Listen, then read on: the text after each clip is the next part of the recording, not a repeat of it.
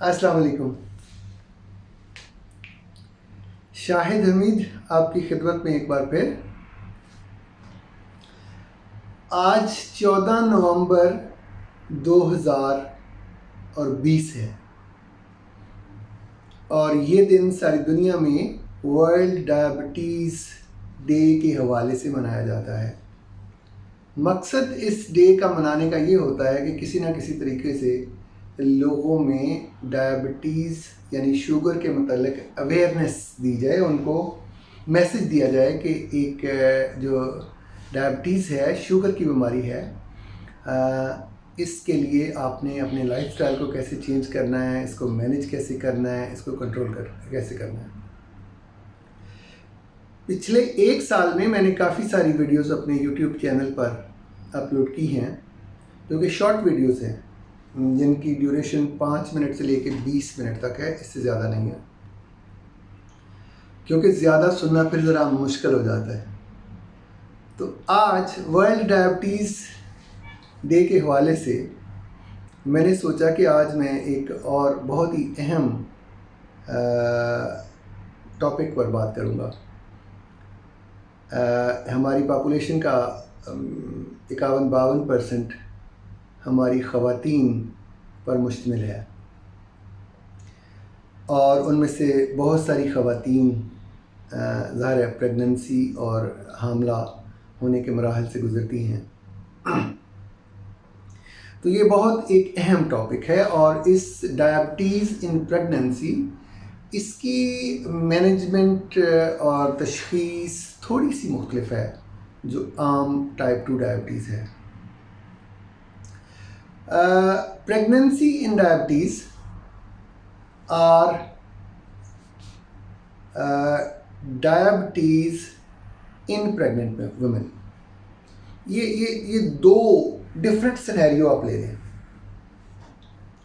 एक तो ये है कि कोई यंग खातून जिसकी 20-25 साल की उम्र में शादी हुई और वो उसको प्रेगनेंसी हुई, हमला हुई और उसको शुगर हो गई। This is called gestational diabetes, यानी प्रेगनेंसी रिलेटेड डायबिटीज़। और दूसरा सिनेरियो ये है कि डायबिटिक वुमेन है, ऑलरेडी उनको पता है कि शुगर है, 25, 30, 40 साल उम्र है और डायबिटीज़ के साथ प्रेग्नेंट होना। ये दो डिफरेंट सिनेरियो हैं। तो पहले मैं थोड़ी सी बात करता हूँ गेस्टेशनल डायबिटीज़ यानी जैसे मैंने अर्ज़ किया कि आपको पहले नहीं पता था कि शुगर है, इधर से प्रेगनेंसी हुई और प्रेगनेंसी के कुछ महीनों बाद पता चला कि जी शुगर बढ़ना शुरू हो गई। अब यस, दिस इज़ पॉसिबल। इसके कुछ रिस्क फैक्टर होते हैं। किन ख़वातीन को ये जेस्टेशनल डायबिटीज़ हो सकती है, उसमें 3-4 कॉमन रिस्क फैक्टर हैं। फॉर एग्जांपल, एक तो मोटी ख़वातीन, ओबीस ख़वातीन जिनका बॉडी मास इंडेक्स 30 से ज़्यादा है, उनको ज़्यादा चांस है। दूसरा, वो ख़वातीन जिनके पेरेंट्स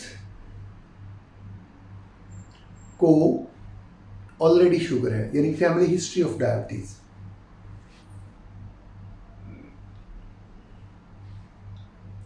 तो ये कॉमन रिस्क फैक्टर हो सकते हैं। अब होता क्या है कि आम तौर पे इसमें भी दो डिफरेंट थ्योरीज हैं, लेकिन मेरा ख्याल से जो मैं मुनासिब समझता हूँ कि जब प्रेगनेंसी आपकी 24 से 28 हफ्ते तक पहुँचे तो उसमें हामला ख़वातीन को जिनमें रिस्क फैक्टर हो या उनको सिम्टम हो, पेशाब ज़्यादा हो, मुँह खुश्क हो प्रेगनेंसी के दौरान, वैसे भी हो सकता है, तो उनको स्क्रीन करना चाहिए। अब प्रेगनेंसी में डायबिटीज़ की स्क्रीनिंग के लिए ओरल ग्लूकोज टॉलरेंस टेस्ट किया जाता है, क्योंकि प्रेगनेंसी के दौरान या प्रेगनेंसी से कुछ अरसा बाद जो आपका HbA1c लेवल है या रैंडम ग्लूकोज और फास्टिंग ग्लूकोज हैं, वो इतने रिलायबल नहीं होते। ओरल ग्लूकोज टेस्ट ये होता है कि ओवरनाइट फास्टिंग के बाद, यानी रात 10 से 12 घंटे खाली पेट रहने के बाद सुबह खाली पेट लेबॉर्ट्री में जाएं, वहाँ जाके 75 ग्राम ग्लूकोज प्योर जो डेक्सट्रोज है उसको 1 गिलास पानी में डाल के उसको पिएं। इससे पहले एक सैंपल लेना है और उसके बाद फिर आप यूँ समझ लें कि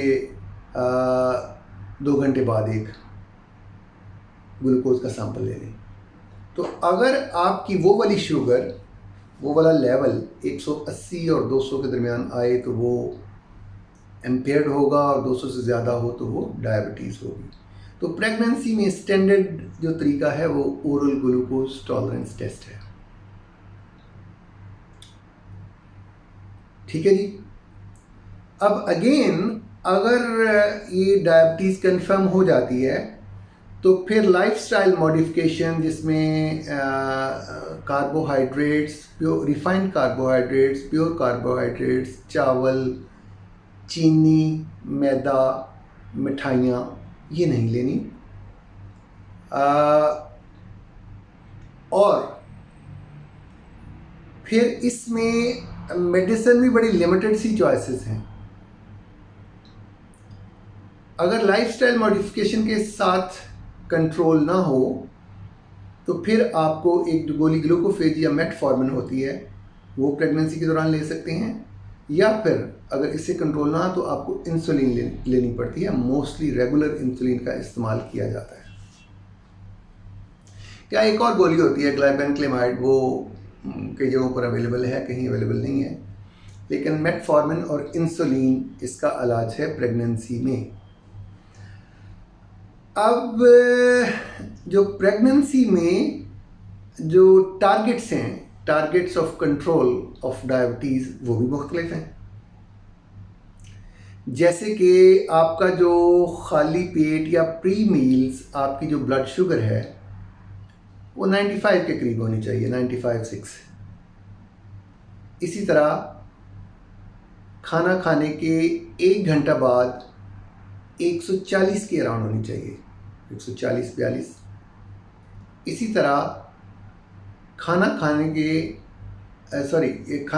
के 1 घंटा बाद जो है वो 140-142 होनी चाहिए, और खाने के 2 घंटे बाद 110 होनी चाहिए।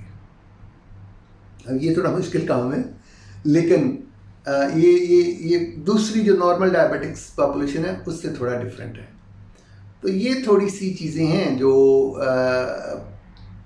जेस्टेशनल डायबिटीज़ में मुख्तलिफ हैं।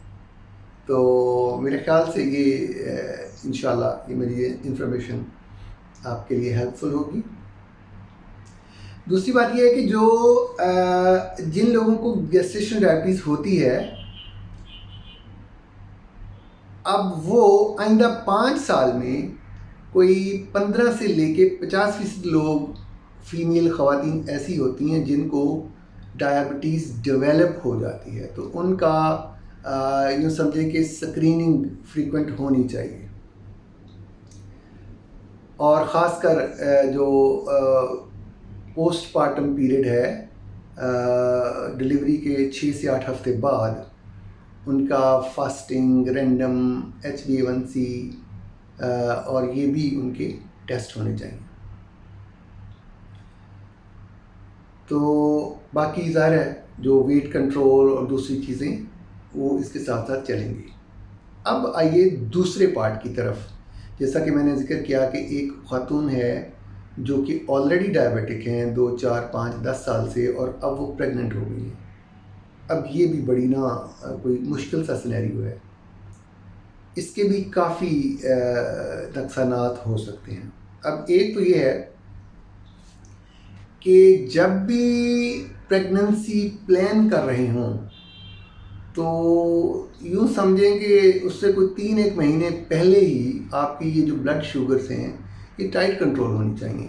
जिस तरह मैंने अर्ज़ किया कि फास्टिंग 95 और 2 घंटे बाद 110, तो ये टाइट कंट्रोल इसका प्रेग्नेंट होने से पहले ही करना चाहिए। वरना क्या होगा?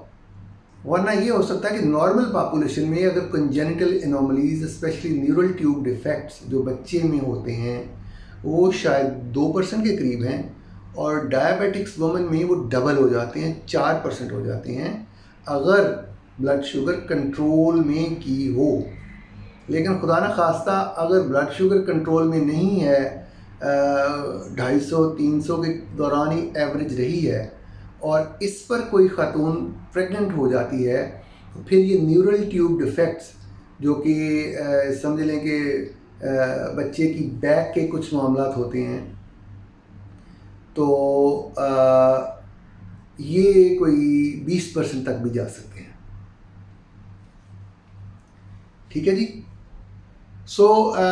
हाँ, एक बात मुझे और याद आ गई, जो तीसरा रिस्क फैक्टर मैं बताना चाह रहा था कि अगर किसी ख़ातून के पहले से लार्ज बेबीज़ जिनका वज़न कोई 4.5 kg से ज़्यादा हो, मतलब बड़े बड़े बच्चे, सेहतमंद बच्चे पैदा हो रहे हों, तो इसका मतलब ये है कि उसको भी गेस्टेशन डायबिटीज़ या तो थी और या उसको है। तो ये एक फैक्टर जो कि मैं पीछे ज़िक्र करना भूल गया। न्यूरल ट्यूब डिफेक्ट्स हैं, इससे बचने के लिए टाइट आपकी ब्लड शुगर होनी चाहिए, और एक गोली होती है जिसको फॉलिक एसिड कहते हैं। नॉर्मली तो वो रिकमेंडेड 1 मिलीग्राम है डेली, लेकिन इन ख़वातीन को high dose folic acid may be 5 milligram daily pre planning 2-3 महीने पहले ही शुरू कर देनी चाहिए। तो फॉलिक एसिड भी ये जो न्यूरल ट्यूब डिफेक्ट्स हैं इसको कम कर देती है।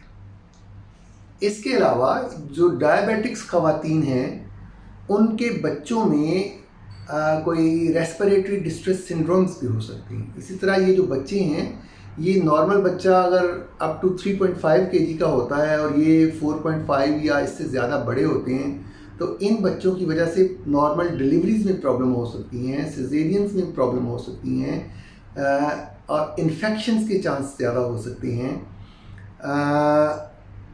और इसी तरह बच्चों में भी ये जो मैंने जिक्र किया कि कॉम्प्लिकेशंस हो सकती हैं। तो लिहाजा इस शुगर का कंट्रोल होना बहुत ज़रूरी है। तो आज के लिए वर्ल्ड डायबिटीज़ डे के हवाले से ये हमारी ख़वातीन, माँओं, बहनों, बेटियों के लिए ये एक मैसेज है कि जब भी अगर आप डायबिटिक हैं और प्रेगनेंसी प्लान कर रही हैं, तो अपने गायनेकोलॉजिस्ट और मेडिकल स्पेशलिस्ट डॉक्टर से ज़रूर रब्ता रखें और अपनी शुगर को रेगुलर चेक करें। और इसके अलावा भी बहुत सारे टेस्ट होते हैं जो साथ में मॉनिटर करने होते हैं। तो उम्मीद है कि ये इंफॉर्मेशन आपके काम आएगी। अपना और दूसरों का ख्याल रखिएगा, शुगर को कंट्रोल रखिए और कॉम्प्लिकेशन से, पेचीदगियों से बचिए। अल्लाह हाफिज़। अस्सलाम वालेकुम।